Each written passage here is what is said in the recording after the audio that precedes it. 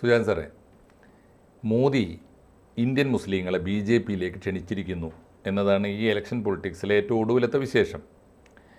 യഥാർത്ഥത്തിൽ കഴിഞ്ഞൊരാഴ്ചയായി മോദി മുസ്ലിങ്ങളെ പ്രകോപിപ്പിക്കുകയും പ്രകോപിപ്പിക്കുന്നു എന്ന് തോന്നുന്ന മട്ടിലുള്ള ഇലക്ഷൻ ക്യാമ്പയിനിൽ ഇടപെടുകയും ചെയ്തതാണ് അതിന് തൊട്ടു മുമ്പുള്ള വിശേഷം. ഇത് രണ്ടും ചേർത്ത് ഇന്ത്യൻ മുസ്ലിങ്ങൾ നരേന്ദ്രമോദിയുടെ BJP-യെ എങ്ങനെ കാണുന്നു എന്നാണ് ഇന്ത്യയിലെ ഗ്രൗണ്ട് റിയാലിറ്റിയുമായി ഗ്രാസ് റൂട്ട് ലെവലിൽ ജനമനസ്സറിയാൻ ശ്രമിച്ചിട്ടുള്ളൊരു ജേർണലിസ്റ്റ് എന്ന നിലയിൽ സാറിന് എങ്ങനെയാണ് തോന്നിയിട്ടുള്ളത്? ഇന്ത്യൻ മുസ്ലിംസിനും ഇന്ത്യൻ ക്രിസ്ത്യൻസിനും, അതായത് നമ്മൾക്ക് കൂടുതൽ പരിചയമുള്ള മൈനോറിറ്റീസ്, ഇവർക്ക് ഇന്ന് ഇന്ത്യയിൽ വിശ്വാസപൂർവം ആശ്രയിക്കാവുന്ന ഒരു രാഷ്ട്രീയ പ്രസ്ഥാനം നരേന്ദ്രമോദിയുടെ നേതൃത്വത്തിലുള്ള BJP ആണെന്ന് ഞാൻ പറയും. 2014 മുമ്പുള്ള ഒരു BJP ഉണ്ട്, ഒരു ന്യൂ BJP ഉണ്ട് ഇന്ത്യയിൽ. AB വാജ്പേയിയുടെയും LK അദ്വാനിയുടെയും BJP അല്ല നരേന്ദ്രമോദിയുടെ BJP. BJP-ക്കകത്തൊരു വലിയൊരു റെവല്യൂഷൻ നടന്നത് പലരും വേണ്ട പോലെ കണ്ടിട്ടുണ്ടെന്ന് തോന്നുന്നില്ല. അത് ഒരു ഭൗതിക മണ്ഡലത്തിലെ അഭ്യാസമായി മാറിയെങ്കിലും ജനങ്ങളിൽ അത് എത്തിയില്ല. ചില പുസ്തകങ്ങളൊക്കെ വന്നിട്ടുണ്ട്, എന്താണ് ഇപ്പോഴത്തെ BJP, അതൊരു ഇന്ത്യൻ റെവല്യൂഷനാണെന്ന് മനസ്സിലാക്കി അപഗ്രഥിക്കുകയും പരിശോധിക്കുകയും ചെയ്യുന്ന രാഷ്ട്രീയ രചനകൾ ഇപ്പോൾ ഇന്ത്യയിൽ വരുന്നുണ്ട്. അപ്പോൾ ഏറ്റവും പുതിയത് ദ ന്യൂ BJP എന്ന് പറഞ്ഞ് നളിൻ മേത്തയുടെ ഒരു ഗ്രന്ഥമുണ്ട്. The new BJP. അതെ. അതിനു മുമ്പ് രാജ്ദീപ് സർദേശായിയുടെ മോഡി റെവല്യൂഷൻ 2014 എന്ന പുസ്തകമുണ്ട്. അപ്പോൾ ഈ രണ്ട് പുസ്തകം പശ്ചാത്തലമാക്കി നമ്മൾ ആലോചിക്കുകയാണെങ്കിൽ നരേന്ദ്രമോദി BJP-ക്കകത്ത് ഒരു റെവല്യൂഷൻ നടത്തിയ ആളാണ്. നോക്കൂ, LK അദ്വാനി ജീവിച്ചിരിപ്പുണ്ട്, മുരളി മനോഹർ ജോഷി ജീവിച്ചിരിപ്പുണ്ട്. ഇവരാരും ഇന്ന് BJP നേതൃത്വത്തിലില്ല, BJP-യിലല്ല, ചിത്രത്തിലേ ഇല്ല. അപ്പോൾ വേറൊരു BJP-യെയാണ് മോഡി ഇന്ത്യയുടെ ആത്മാവിലൂടെ കൊണ്ട് നടക്കുന്നത്. ഈ പുതിയ വായന അനുസരിച്ച് BJP-യുടെ പൊളിറ്റിക്കൽ ഐഡിയോളജിയിൽ എന്ത് മാറ്റം വന്നു എന്നാണ് സാർ പറയുന്നത്? BJP-യുടെ തുടർന്ന് വന്നുകൊണ്ടിരുന്ന അവരുടെ ഹിന്ദുത്വ രാഷ്ട്രീയം കുറച്ചുകൂടെ തീവ്രമാക്കി അതിനെ മെറ്റീരിയലൈസ് ചെയ്തു. ഉദാഹരണം അയോധ്യ രാമക്ഷേത്ര നിർമ്മാണം. BJP ഉണ്ടായ കാലം മുതലേ അവരതിനു വേണ്ടി വാദിക്കുന്ന ഒരു പാർട്ടിയാണ്. എല്ലാ ഇലക്ഷനിലെയും ഒരു പ്ലാങ്കായിരുന്നു അവർ. പക്ഷേ അത് യാഥാർത്ഥ്യമാക്കിയത് മോഡിയുടെ കാലത്താണ്. അതിന് ഇന്ത്യയുടെ പരമോന്നത നീതിപീഠത്തിൻ്റെ പിൻബലവും ആർജിച്ചു. അതിൽ തർക്കിക്കുന്ന മുസ്ലിം സമുദായത്തിന് കൺവിൻസ്ഡായി. അതെ, അവരുകൂടി അത് ഉൾക്കൊണ്ടു. ഇതിൻ്റെ പരിഹാരം ഇതാണ്, ഇതിങ്ങനെ ആചന്തരധാര ഒരു തർക്കമായിട്ട് കൊണ്ടുപോകുന്നത് ആർക്കും ഗുണമല്ല എന്ന ബോധ്യം ഉണ്ടാക്കി അവിടെ അയോധ്യ ക്ഷേത്രം നിർമ്മിച്ചു കഴിഞ്ഞു. നീതി എന്ത് എന്ന കേവലമായ ചോദ്യത്തേക്കാൾ ശാന്തി എന്ത് എന്ന യാഥാർത്ഥ്യത്തിലേക്ക് എല്ലാവരും വന്നു. കൂടെ ശ്രദ്ധിക്കേണ്ട ഒരു കാര്യമുണ്ട്, അത് പലരും പറയുന്നുണ്ടോയെന്ന് എനിക്ക് സംശയമാണ്. അയോധ്യ ക്ഷേത്രത്തോടൊപ്പം സൗദി അറേബ്യയിൽ ഒരു ക്ഷേത്രം നിർമ്മിച്ചു. സൗദി അറേബ്യയിൽ അല്ല, UAE-യിൽ ഒരു ക്ഷേത്രം ഇതേ കാലയളവിൽ നിർമ്മിച്ചു. അത് ലോകോത്തരമായ ക്ഷേത്രമാണ്. അത് വലിയ ലോകത്തിൻ്റെ തന്നെ ഒരു വലിയ ടൂറിസ്റ്റ് കേന്ദ്രമായി മാറിയിരിക്കുന്നു. ഇന്ത്യക്ക് തന്നെ അഭിമാനിക്കാവുന്ന ഒരു സംഗതിയായി അത് നരേന്ദ്രമോദി പോയി ഉദ്ഘാടനം ചെയ്തു. തീർച്ചയായിട്ടും അത് മുസ്ലിം വേൾഡിന് ഉള്ള വലിയൊരു മെസ്സേജാണ്. അപ്പോൾ ഇതിൻ്റെ അർത്ഥം പിന്നെ ഒരു അമ്പല ഭ്രാന്തനല്ല നരേന്ദ്രമോദി എന്നാണ്. എല്ലാവരും അദ്ദേഹത്തെ വിമർശിക്കുന്നത് പോലെ ഇദ്ദേഹത്തെ ഒരു തീവ്ര ഹിന്ദുത്വ പക്ഷപാതിയാക്കി ചിത്രീകരിക്കാൻ അദ്ദേഹം അനുവദിച്ചു കൊടുക്കില്ല. അതെ, അത് ഒരു തരത്തിൽ അദ്ദേഹത്തിനെതിരായി വന്ന ഒരു പ്രധാനപ്പെട്ട ഇപ്പോൾ ഹിന്ദുത്വ ഫോൾഡിൽ നിന്ന് തന്നെ വന്ന ഒരു പ്രധാനപ്പെട്ട വിമർശനത്തിൻ്റെ മറുപടി കൂടിയാണ്. വിമർശനം എന്തായിരുന്നു വെച്ച് കഴിഞ്ഞാൽ, ക്ഷേത്രം നിർമ്മിക്കപ്പെട്ടതോടുകൂടി ആ പൊളിറ്റിക്കൽ അജണ്ട തീർന്നു എന്നായിരുന്നു പറഞ്ഞത്. അപ്പോൾ സാറ് പറഞ്ഞ റവല്യൂഷണറിയാണ് അദ്ദേഹത്തിൻ്റെ ക്ഷേത്ര നിർമ്മാണം. ഇവിടെ മാത്രമല്ല, ലോകമെങ്ങും ഇന്ത്യക്ക് അഭിമാനകരമായ ഒരു ഹിന്ദു കൾച്ചറിൻ്റെ സംസ്ഥാപനം എന്നൊരു അജണ്ട, പോസിറ്റീവ് അജണ്ടയായിരുന്നു. യൂറോപ്പിലേക്ക് നോക്കിയാൽ അവിടെ ഒരു വലിയ വിശ്വാസ പ്രതിസന്ധി ഉണ്ട് ഇപ്പോൾ. യൂറോപ്യൻ ക്രിസ്ത്യാനിറ്റി എത്രയോ ദശാബ്ദങ്ങളായിട്ട് ഭയങ്കരമായ ഒരു പ്രതിസന്ധി നേരിടുകയാണ്.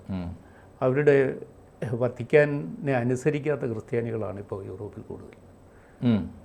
അത് പക്ഷേ പ്രൊട്ടസ്റ്റന്റ് കാലം തൊട്ട് തുടങ്ങിയിട്ടില്ലേ സാർ? അല്ല, പ്രൊട്ടസ്റ്റന്റിൽ വേറൊരു വിഭാഗം ഉണ്ടാകിയ ഡിനോമിനേഷൻ മാത്രം മാറുകയുള്ളൂ. യേശു ക്രിസ്തുവിനെ ആരും നിഷേധിച്ചിട്ടില്ല. ഇത് കത്തോലിക്ക സഭയുടെ ഉള്ളിൽ തന്നെ സഭയുടെ ഉള്ളിൽ വിശ്വാസരാഹിത്യമുണ്ട്. മറ്റേത് പുതിയൊരു വിശ്വാസ സംഹിതയിലേക്ക് ആകൃഷ്ടരാകുകയായിരുന്നു.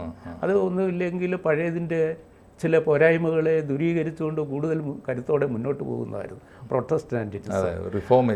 അത് 250 വർഷം അത് പിന്നിട്ടു. പക്ഷേ ഇപ്പോഴത്തെ അവസ്ഥയെന്ന് പറഞ്ഞാൽ പാതിരിയാകാനും കന്യാസ്ത്രീയാകാനും ആളില്ല. ദേവാലയങ്ങളെല്ലാം ഷോപ്പിംഗ് കിടക്കുന്നു, പലതും ഷോപ്പിംഗ് മാളുകളായി മാറുന്നു. ഞാൻ കണ്ടു, വാർത്ത കണ്ടു, പലയിടത്തും ഉണ്ട്. പലരും സന്ദർശിച്ച ഒരു ടൂറിസ്റ്റുകളൊക്കെ ഇരുന്നുണ്ട്. ഫോർ സെയിലിൽ നിന്ന് പള്ളിയുടെ മുമ്പിൽ board, for sale, late to let, ഇങ്ങനെ ബോർഡുകളുണ്ട്. ഇംഗ്ലണ്ടിൽ സാർവത്രികമായിട്ടുണ്ടായിരുന്നു. ശരി. മാത്രമല്ല അവിടെ ഒരു സൺഡേ മാസിന് ആരും ചെല്ലുന്നില്ല. ഒരു പാരീഷിൽ നിന്ന് ഒരു 60 വയസ്സിന് ശേഷമുള്ള ആരും ചെല്ലുന്നില്ല. പക്ഷേ ക്രിസ്ത്യൻ കമ്മ്യൂണിറ്റി വല്ലാതെ വിശ്വാസത്തിൽ നിന്ന് വിട്ടുപോകുന്നു. അവർക്ക് ഈ പാതിരിമാരുടെയും പൗരോഹിത്യത്തിൻ്റെയും ക്രിസ്ത്യാനിറ്റിയുടെയും അർത്ഥശൂന്യത വെളിവായിക്കൊണ്ടിരിക്കുന്നു. അത് മനുഷ്യൻ്റെ വളർച്ചയ്ക്ക് ഒരു പരിധി കഴിഞ്ഞാൽ ഇത് ആവശ്യമില്ല. പക്ഷെ ഒരു യേശുവിൻ്റെ ഈ വിശുദ്ധമായ ഒരു ത്യാഗം എന്ന് പറയുന്ന ഒരു മൂല്യം നിലനിൽക്കൂലേ സാർ? അതിനെ ആരും നിഷേധിക്കുന്നുമില്ല. അതിനെ ഇപ്പോൾ ക്രിസ്തുവിൻ്റെ ത്യാഗത്തെ ആരും ഇതിനെ സ്ഥാപനവൽക്കരിച്ചൊരു മതമായി അധികകാലം കൊണ്ടുപോകുന്നില്ല. സ്റ്റേറ്റിന് ക്രിസ്ത്യാനിറ്റി ഒഫീഷ്യൽ മതമായ ഒരു രാജ്യത്തിൻ്റെ കഥയാണ് ഞാൻ പറയുന്നത്.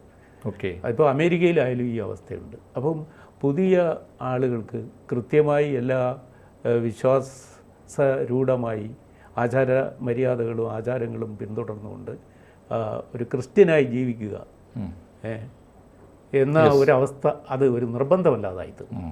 യൂറോപ്പിൽ അത് കുറേ കൂടി അയഞ്ഞു, ലൂസായി, കുറേ കൂടെ സ്വതന്ത്ര ബുദ്ധിയായി. അതിന് അവരിൽ കൂടുതൽ പേരും സെൻ ബുദ്ധിസം സ്വീകരിക്കുന്നു. സെൻ ബുദ്ധിസം ഇല്ലാത്തവർ ഹിന്ദു മതത്തിൻ്റെ ഗുണം വിശേഷങ്ങളെ പറ്റി ആരായാൻ തുടങ്ങുന്നു. വേദങ്ങളും ഉപനിഷത്തുകളും എന്ന് പറഞ്ഞാൽ they are also coming back to India. Indian philosophy. Indian ഫിലോസഫിയുടെ അർത്ഥ സൗന്ദര്യങ്ങളെ പറ്റി അവർ വ്യാഖ്യാനിക്കുകയും പഠിക്കുകയും ചെയ്യുന്നു. ഇതിന് യൂണിവേഴ്സിറ്റി തലത്തിൽ വലിയ അന്വേഷണങ്ങൾ നടക്കുന്നു.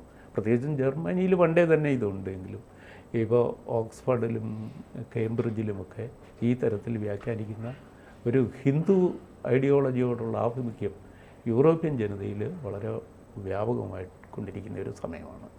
അപ്പോൾ ഈ സമയത്താണ് മോഡി ഇതിനെ ഇന്ത്യക്ക് വെളിയിലേക്ക് വ്യാപിപ്പിക്കുക. ഇന്ത്യൻ തത്വചിന്തയിലേക്കും പുറമേ നിന്നൊരു ഫോക്കസ് നമുക്ക് ഇങ്ങോട്ട് കിട്ടുമ്പോൾ തന്നെ ഇവിടെ നിന്ന് ഒരു വല്ലാത്ത വെളിച്ചം പുറത്തേക്കും കൊടുക്കണം. അപ്പോൾ ലോകശാന്തിക്ക് ഒരു മരുന്നുണ്ടോ എന്നാലോചിക്കുന്നവർക്ക് ഇത് ഫ്രാൻസിൽ പണ്ട് ഇങ്ങനൊരു ചോദ്യം ഉയർന്നു വന്നപ്പോൾ മനുഷ്യന് 2 മരുന്ന് ഒരാൾ വിധിച്ചു. ഒന്ന് ആത്മഹത്യയും മറ്റൊന്ന് കൊലപാതകവും. 2 അപ്പോൾ റെവല്യൂഷൻ ഉണ്ടാക്കാൻ ഇറങ്ങി പുറപ്പെടുന്ന ആരും ഇതിൽ 2-1 സ്വീകരിക്കണം. ജീവിതത്തിൻ്റെ ഏതെങ്കിലും നിർണായക നിമിഷത്തിൽ 2-1 സ്വീകരിക്കണം. അപ്പം യൂറോപ്പിന് ഒരു കാലത്ത് 1960-70കളിൽ ആത്മഹത്യ അല്ലെങ്കിൽ കൊലപാതകം 2 വഴിയുള്ളൂ. പക്ഷേ ഈ ഒരു 3-ാം മാർഗം കാണിച്ചു കൊടുത്തത് സെൻ ബുദ്ധിസ്റ്റാണ്. അതെ, തീർച്ചയായിട്ടും. അപ്പോൾ അത് സെൻ ബുദ്ധിസം ഇന്ത്യനിസത്തിൽ നിന്നുകൊണ്ട് ഉരുത്തിരിഞ്ഞു വന്നതാണ്. അതെ. അപ്പോൾ അതിൻ്റെ ഒറിജിനൽ വേദങ്ങളിലും ഇതിഹാസങ്ങളിലും ഉപനിഷത്തുകളിലും പുരാണങ്ങളിലും കിടപ്പുണ്ട്. അപ്പോൾ അത് കണ്ടെത്താനുള്ള ശ്രമം. അത് പക്ഷേ തീർത്തും സ്പിരിച്വലായ ഒരു ഫിലോസഫിയുടെ തലമല്ലേ ഉള്ളൂ സാറേ? അതല്ലേ, ഈ സ്പിരിച്വാലിറ്റി ആണല്ലോ അത് പ്രാക്ടിക്കൽ ലെവലിൽ പൊളിറ്റിക്കൽ ഐഡിയോളജി ആയിട്ട് മാറുന്നത്. സത്യത്തിൽ അത് പൊളിറ്റിക്കൽ ഐഡിയോളജി ആവുമോ? മതങ്ങളുടെ പോലും ഘടനയെ തകർക്കുന്ന ഈ ഒരു സംഗതിയല്ലേ അത്? മതങ്ങളുടെ ഘടന പുനർവ്യാഖ്യാനിക്കുകയും ചെയ്യും. അത് ഓക്കെ. ഈ ഒരു ഡീപ്പ് ഫിലോസഫി ഇന്ത്യയിലെ BJPക്കും പ്രത്യേകിച്ച് മോദിജി അമിത്ഷാ നയിക്കുന്ന ഒരു പൊളിറ്റിക്സിൽ ഇത്രയും ഒരു ഇൻഡെപ്ത് ഫിലോസഫി ഉണ്ടെന്നാണ് സാർ പറഞ്ഞത്. ഇത് വരാം. അത് ശരി. തുടക്കത്തിൽ ഇങ്ങനെ ഉണ്ടായിരിക്കും. ഇതിനോട് ഇൻകോപ്പറേറ്റ് ചെയ്യാം. അതെ. ഇപ്പോൾ ഇതിൻ്റെ പ്രണേതാക്കളെന്ന് പറയുന്നത് ഈ ഒരുപാട് സംഘടനകൾ പുറം രാജ്യത്ത് വർക്ക് ചെയ്യുന്നുണ്ട്. പിന്നെ കൃഷ്ണ കൾട്ട്, പിന്നെ ഹിന്ദു മൂവ്മെൻറ്റുകൾ ധാരാളം യൂറോപ്പിലുണ്ട്. ഹരേ ഹരേ കൃഷ്ണ കൃഷ്ണ മൂവ്മെന്റ് ഉണ്ട് അമേരിക്കയിലെ അത് അവർ ഈ ദീപാവലിയും കൃഷ്ണ അതുപോലെ ജയന്തി ഇതൊക്കെ ആചരിക്കുകയും ആഘോഷിക്കുകയും ചെയ്യുന്നതിലൊരു ആവേശമുണ്ട് യൂറോപ്പിൽ. ഈ പോളിസിയിലേ സാറ് ഞാൻ ഒന്ന് ചോദിച്ചോട്ടെ, ഈ പോളിസിയിൽ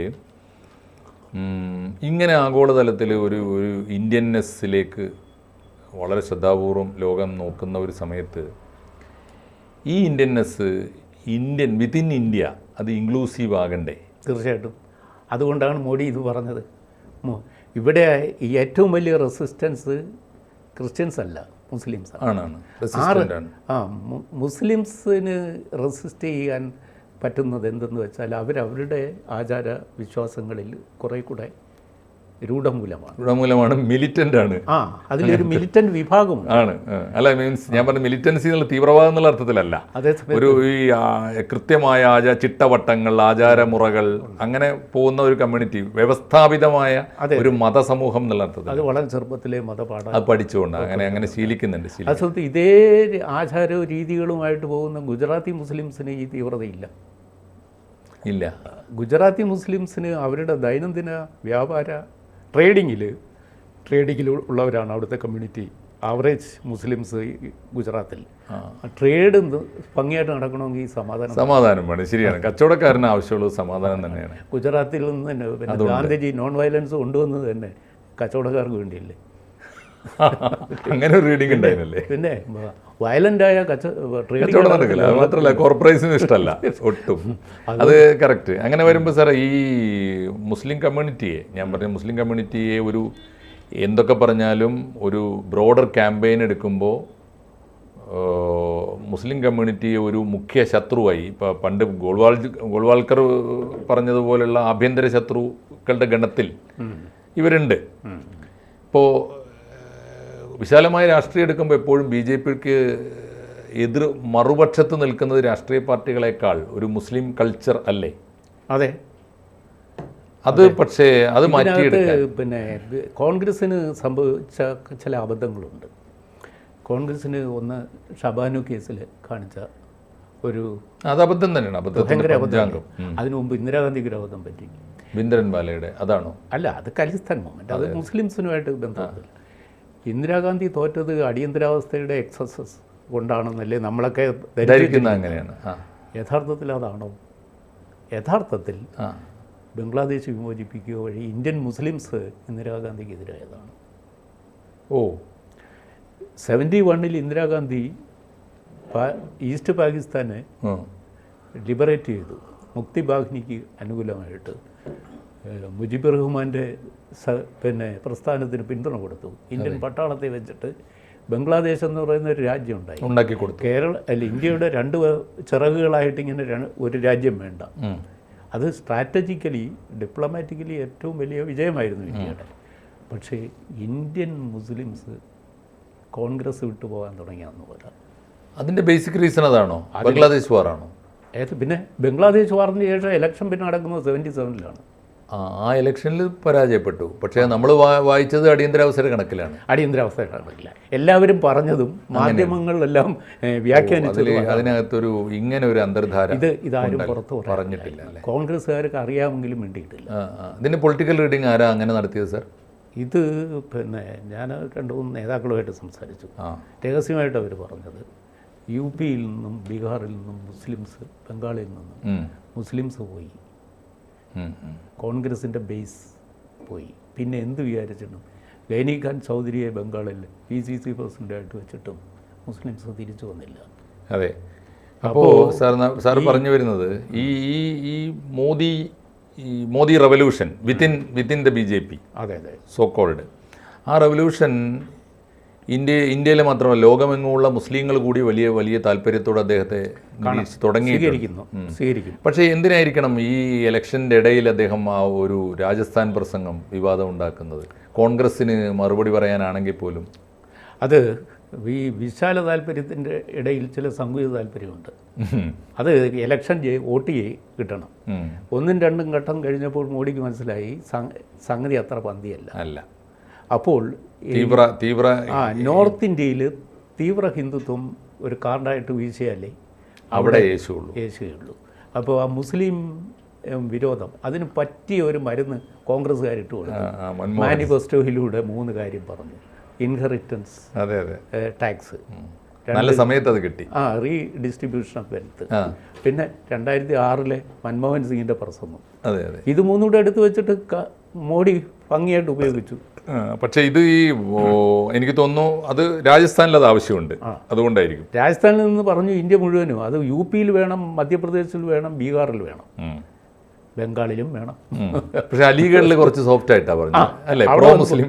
അവിടെ ഞാനാണ് ഹജ്ജ് അല്ലെ കുറെ കാര്യങ്ങൾ പറഞ്ഞല്ലോ അവിടെ അല്ലേ, അത് അവിടെ ഹജ്ജിന്റെ കോട്ട വർദ്ധിപ്പിച്ചത്. അവിടെ 70% മുസ്ലിം ശ്രോതാക്കളാണ്, അതിനുവേണ്ടി പറയുന്നതാണ്. അത് ശരി. പിന്നെ യോഗി ആദിത്യനാഥിനോട് മുസ്ലിം പിന്നെ ഭൂരിപക്ഷത്തിന് യാതൊരു വൈരാഗ്യമില്ല UP-ൽ. ഇല്ല അല്ലേ? ആ അനുഭവം ഉണ്ട് തന്നെ. ഇപ്പോൾ നമ്മുടെ യൂസഫ് അലിയുടെ മാളവിടെ തുടങ്ങി. മുസ്ലിം തൊഴിലില്ലായിരുന്ന ആയിരക്കണക്കിന് മുസ്ലിം യുവാക്കൾക്ക് അവിടെ പണി കിട്ടിയെന്ന് മാത്രമല്ല, യോഗി ആദിത്യനാഥ് 7 തുടങ്ങാനുള്ള സൗകര്യങ്ങൾ ചെയ്തു കൊടുത്തിട്ടുണ്ട്. യോഗി ആദിത്യനാഥ് വലിയ പ്രൊട്ടക്ഷനും വലിയ കവറേജുമാണ് അദ്ദേഹത്തിന് കൊടുക്കുന്നത്. യോഗി ആദിത്യനാഥ് ജയിച്ചു വരുന്ന മണ്ഡലത്തിൽ 60% മുസ്ലിം വോട്ടേഴ്സാണ്. അതിനെ നമുക്കൊരു യോഗി മാനേജ്മെന്റ് എന്ന് വിളിക്കണോ, അലി മാനേജ്മെന്റ് എന്ന് വിളിക്കണോ? അദ്ദേഹം ആ കാര്യത്തിൽ രാഷ്ട്രീയക്കാരെ കയ്യിലെടുക്കാനും ലോകരാജ്യങ്ങളെ സുൽത്താൻമാരെ കൊണ്ടുനടക്കാനൊക്കെ പഠിച്ച ആളാണല്ലോ. ആ മാനേജ്മെന്റ് കൂടി ഉണ്ടാവാം. എന്തായാലും അത് ബിസിനസ് അല്ലേ, അത് ആ വഴിക്ക് തന്നെയാണ് നടക്കേണ്ടത്. അപ്പോൾ ഈ ഇന്ത്യനിസത്തിന് ഒരു ലോകത്ത് ഒരു കണ്ടെത്തലുണ്ടാവും, ഒരു റീഡിസ്കവറി ഓഫ് ഇന്ത്യനിസം, ഈസ്റ്റേണിസം. ഓറിയൻ്റലിസം നമ്മൾ പറഞ്ഞ് മാറ്റി നിർത്തി, പണ്ട് പറഞ്ഞു മാറ്റി വെച്ചിരുന്ന ഈ സാധനത്തിന് അതിനെ നമ്മൾ ഒട്ടും അനുഭവത്തോടെ കണ്ടില്ല. അത് ഒരു പുനർവായന, അത് ജർമ്മനിക്ക് പുറത്തേക്കും പോകും. അതിനുള്ള ഒരു സാധ്യത, അതിൻ്റെ ഒരു പൊളിറ്റിക്സ് വരുമ്പോൾ ഇന്ത്യൻ മുസ്ലിംസിന് ഇത് സ്വീകാര്യമായി തീരും. തീർച്ചയായും അത് മോഡി മുന്നിൽ കാണുന്നുണ്ടാവും. മോഡി എന്തായാലും ഇപ്പോൾ മോഡിയുടെ ദൈനംദിന രാഷ്ട്രീയത്തിൻ്റെ ആത്മാവിൽ ഇപ്പോൾ എത്തിയിട്ടില്ലെങ്കിൽ പോലും എത്തണമെന്ന് ആഗ്രഹിക്കുന്ന, അല്ലെങ്കിൽ എത്തുമെന്ന് നമ്മൾ പ്രതീക്ഷിക്കുന്ന ഒരു പൊളിറ്റിക്കൽ ഫിലോസഫിയുടെ ഒരു അടിത്തറയാണ്, ബേസാണ് ഇപ്പോൾ സാറ് ഈ പറഞ്ഞത്. അതിനുള്ള ഒരു സാധ്യത അത് ഡെവലപ്പ് ചെയ്ത് വരും in due course of time. അത് ഡെവലപ്പ് ചെയ്ത് വരുമെന്നുള്ളതിൻ്റെ സൂചന ഈ രചനകളൊക്കെ വരുന്നു. ഇപ്പോൾ ദളിത് മോഡിയുടെ പുസ്തകം 2022 വന്നത്. അപ്പോൾ 2 വർഷമായില്ല. അങ്ങനെ ഒരു മോദി ജനങ്ങളിലേക്ക് എത്തിയാൽ കൂടുതൽ സ്വീകാര്യനായ, എല്ലാവർക്കും സ്വീകാര്യനായ ഒരു മോദിയായി അദ്ദേഹം മാറുമെന്നാണ് സാർ പ്രതീക്ഷിക്കുന്നത്. പക്ഷേ അദ്ദേഹത്തിൻ്റെ ഈ പൊളിറ്റിക്കൽ ഗിമ്മിക്കുകൾക്കിടയിൽ അദ്ദേഹത്തിന് എല്ലാവർക്കും, നമ്മൾ നേരത്തെ ഒരു കാര്യം പറഞ്ഞ പോലെ, എല്ലാവർക്കും സ്വീകാര്യമായാൽ ആ ഫിലോസഫി തെറ്റാണ്. അത് ശരി, ആവാൻ പാടില്ല. എല്ലാവർക്കും സ്വീകാര്യമായി ഒന്നുമില്ല. വിമർശനമില്ലെങ്കിൽ എന്ത് ജനാധിപത്യം? അല്ല, ഈ പറഞ്ഞ ഈ ഇന്ത്യൻ ഫിലോസഫി, ഭാരതീയത എന്ന് പറയുന്ന ഒരു കൺസെപ്റ്റ് ഉണ്ടല്ലോ, ഉണ്ട്. അത് സ്വീകരിക്കപ്പെടാവുന്ന എല്ലാവർക്കും, അത് സ്വീകാര്യമാവുന്ന എല്ലാവർക്കും ഈ മോദിയുടെ ഒരു പൊളിറ്റിക്സ് സ്വീകാര്യമാവുമെന്ന് വരേണ്ടിയിരുന്നത് 20-ാം നൂറ്റാണ്ടിൻ്റെ ആദ്യ ദശകത്തിന് ശേഷം ഗീതാഞ്ജലിക്ക് നോബൽ പ്രൈസ് കിട്ടിയ സമയത്ത് ആയിരുന്നു. പക്ഷേ പെട്ടെന്ന് ഇന്ത്യൻ പൊളിറ്റിക്സിൽ വന്ന ഒരു തകിടം മറിച്ചിലും നെഹ്റുവിൻ്റെ ഒരു വെസ്റ്റേണിസവും ആണ് ഇതിന് ഒരു തടസ്സമായി വന്നത്. നെഹ്റു ഒരു വെസ്റ്റേൺ ഹാങ് ഓവറിൽ ജീവിച്ച ഒരു ഫേബിയൻ സോഷ്യലിസ്റ്റ് ആയിരുന്നു. ഈ ഫേബിയൻ സോഷ്യലിസം ഒന്നും നമുക്ക് രുചിക്കുന്നതും ഇവിടെ ആവശ്യമുള്ളതുമായ കാര്യമായില്ല. അപ്പം ആ സമയത്ത് തന്നെ നമുക്കൊരു ഇന്ത്യൻനെസ് ഉണ്ടായിരുന്നു. അത് ഇന്ത്യൻനെസ്സിനോട് നെഹ്റുവിന് പുച്ഛമായിരുന്നു. കാരണം ഇന്ത്യക്കാരൻ പിന്നെ ആ മര്യാദയ്ക്ക് വസ്ത്രം ധരിക്കാത്തവനും, വിസ്കി കുടിക്കാത്തവനും, മോഡേൺ ലൈഫില്ലാത്തവനും, വെസ്റ്റേൺ മ്യൂസിക് കേൾക്കാത്തവനും, പുതിയ ലോക സിനിമകൾ കാണാത്തവനാണ്. അവനൊരു സർപ്പം, കുരങ്ങിനെ ആരാധിക്കുന്നു, പശുവിനെ സ്നേഹിക്കുന്നു. ഇതൊക്കെയല്ലേ നമ്മളെ പറ്റി പുറത്തും അകത്തും സംസാരിച്ചിരുന്നത്. ഇതല്ല യഥാർത്ഥത്തിലുള്ള ഇന്ത്യൻ അടിത്തറ എന്നും തിരിച്ചറിയുവാനും അതിനൊരു ലോകത്ത് സ്വീകാര്യമായ ചില ആശയം അതിനകത്തുണ്ട് എന്ന് തിരിച്ചറിയുവാനും BJPക്ക് മുമ്പ് തന്നെ RSS ഒക്കെ ശ്രമിച്ചുവെങ്കിലും അതൊരു പരോക്കിലിസമായിട്ട് മാറി നിന്നു. അവർ ഒരു സെക്ടേറിയൻ വിഭാഗമായിട്ട് അവർ സംശയത്തോടെ, കാരണം അവരുടെ പുറമേയുള്ള കാഴ്ചകളും അവരുടെ ഡ്രില്ലും ഒന്നും എല്ലാവർക്കും സ്വീകാര്യമായില്ല. ഇപ്പോൾ പാരലായിട്ട് കമ്മ്യൂണിസം അതിൻ്റെ ഒരു ബദലായിട്ട് പോവുകയും ചെയ്തു. ഇത് രണ്ടും അല്ലാത്ത ഒരു മധ്യമാർഗ്ഗം ഇന്ത്യനിസത്തിലുണ്ട്. ഓക്കെ, അത് കണ്ടെത്തി അതിനെ വ്യാഖ്യാനിച്ച് രാഷ്ട്രീയവൽക്കരിക്കാൻ മോഡിക്കൊരു വൈഭവം ഉണ്ടായിരുന്നു. അതെ, അതാണ് ഇപ്പോൾ അദ്ദേഹം പ്രയോഗിച്ച് തുടങ്ങിയിരിക്കുന്നത്. അതിൻ്റെ ഒരു ഘട്ടമാണ് ഈ മുസ്ലിങ്ങൾക്കുള്ള ഓപ്പൺ കോൾ. മുസ്ലിങ്ങൾ എന്ന് പറയുന്നത് അന്യമല്ല. പക്ഷേ അത് പറയുമ്പോൾ തന്നെ അദ്ദേഹത്തിന് നേരെ ഉയരുന്ന ചില ചോദ്യങ്ങൾ ഉണ്ടാവില്ല സർ. ചരിത്രത്തിൽ BJP തന്നെ ഭരിച്ച ഗവൺമെൻറ്റുകളിൽ മുസ്ലിം കമ്മ്യൂണിറ്റിക്ക് ഉണ്ടായിരുന്ന പ്രാതിനിധ്യം മന്ത്രി തലം തൊട്ട് ഷാനവാസ് ഹുസൈൻ, നഖ്വി ഉണ്ടായിരുന്നു, മുക്താർ അബ്ബാസ് നഖ്വി ഉൾപ്പെടെയുള്ള മന്ത്രിമാർ കേന്ദ്രമന്ത്രിസഭയിലുണ്ടായിരുന്നു. സ്റ്റേറ്റ് മന്ത്രിസഭകളിലും ആവശ്യമായ പ്രാതിനിധ്യം ഉണ്ടായിരുന്നു. മീൻസ് ഉള്ള കാലത്ത് അവിടുന്ന് വന്നിട്ട് സ്ഥാനാർത്ഥി പട്ടികയിൽ പോലും ഇപ്പോൾ ആളില്ല, മുസ്ലിങ്ങളെ കാണാനില്ലാത്തൊരു സാഹചര്യമുണ്ട്. ആ മുസ്ലിങ്ങളോടാണ് നിങ്ങൾ BJPയിലേക്ക് വരുമെന്ന് അദ്ദേഹം ആഹ്വാനം ചെയ്യുന്നത്. ഈ കുറവ് നികത്താനാണ് പറയുന്നത്. ആ കുറവ് പക്ഷേ നേരത്തെ മുസ്ലിങ്ങൾ നേരിട്ട് വന്നു ചേർന്ന് മുസ്ലിങ്ങൾ നേരിട്ട് വരികയും ഇതിൽ അണിചേരുകയും ചെയ്തില്ലെങ്കിൽ നിങ്ങളുടെ പ്രാതിനിധ്യവും നിങ്ങളുടെ ഭരണത്തിലുള്ള പങ്കാളിത്തവും കുറയും എന്ന സന്ദേശം കൂടിയാണ് അനുഭവങ്ങളിലൂടെ കാണിച്ചു കൊടുക്കുകയാണ്. ഇപ്പോൾ കേരളത്തിൽ മലപ്പുറത്ത് മുൻ VC മത്സരിച്ചല്ലോ, സലാം സാർ മത്സരിച്ചല്ലോ. അപ്പോൾ സലാം സാറിന് പിൻഗാമികളുണ്ടാവണം. അതുപോലുള്ള ഓൾ ഇന്ത്യ തലത്തിൽ തന്നെ ആ ലിസ്റ്റിൽ ഒരേ ഒരു മുസ്ലിമാണ് അദ്ദേഹം. അതെ.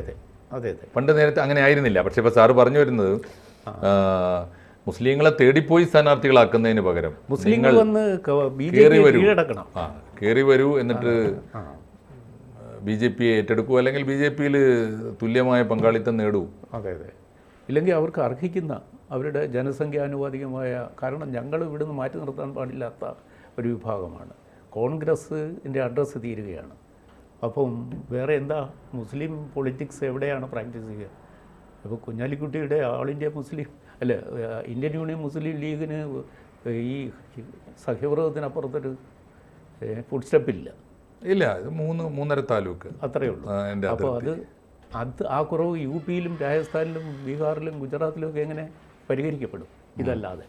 അപ്പോൾ ഇന്ത്യയിലെ പ്രബലമായ അതെ ഈ മോദിയുടെ ഈ ആഹ്വാനത്തോട് മുസ്ലിം കമ്മ്യൂണിറ്റി വളരെ സാവകാശം ആലോചിക്കുകയും പോസിറ്റീവായി അത് ഗുണകരമായൊരു എങ്ങനെ പ്രതികരിക്കുമെന്ന് എന്തായാലും നമുക്ക് കാത്തിരിക്കാം. അത് ഒരു തീർച്ചയായിട്ടും ഒരു കൗതുകമുള്ള കാത്തിരിപ്പാണ്. അതെ.